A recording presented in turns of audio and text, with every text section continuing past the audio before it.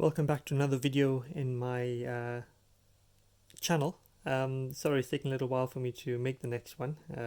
Life's just been busy, but nevertheless, we thought we'd have a look at opening up a Sony subwoofer. Not one of my sound test videos, but nevertheless, you'll have a look.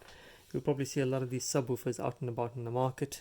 Sony makes these proprietary designed subwoofers with a wooden box and a plastic designed baffle in the front. They've got these proprietary amps that stick out in the back. They're not flush mounted like some of the better newer model amps or home theater audiophile amps. The one that I've got now is the Sony SA-WMSP1 subwoofer. They're rated at a 50-watt subwoofer. Nothing too major about it. It's got a line in input to the back. It's got a power cable that's wired in. It's not a kettle lead.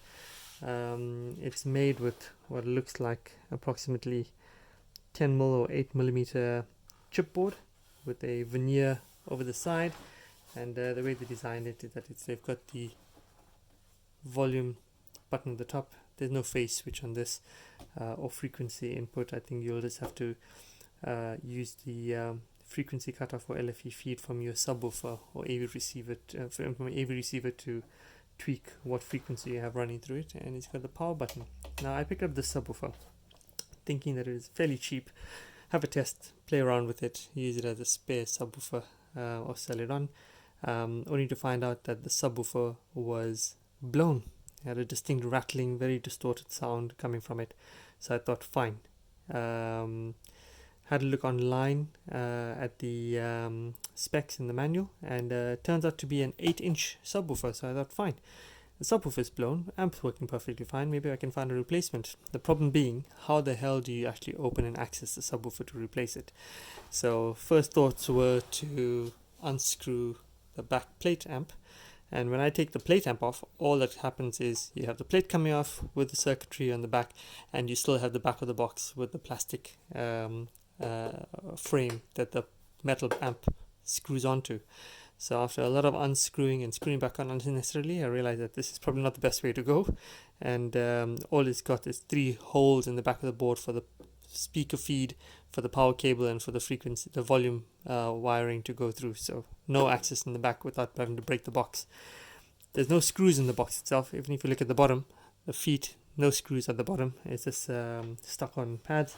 So I figured it's a matter of trying to find a way of prying this board off. Now, I wouldn't do this on a subwoofer that's fairly new, only because the way it's mounted, it's got holes into the board through which the plastic pegs for the front piece of mounting actually fit into, and they're glued on. So you're more likely to break the pegs or cause significant damage to it. But in some of the older ones where the glue's kind of dried up, worth taking a try. You might be able to pry it open. So I'm not going to give you any particular definite or guaranteed way of being able to remove this, but all I can say is I've managed to pry open this with a trusty screwdriver, finding a small edge and then wiggling the way through, and little by little I put a light through a torch, shine a light through the torch, and I could see where the pegs were sitting, were inserting into the board, and put the screwdriver right inside and levered it and managed to get it open, but without having to damage the box too much. If you look very closely, you can see some of the little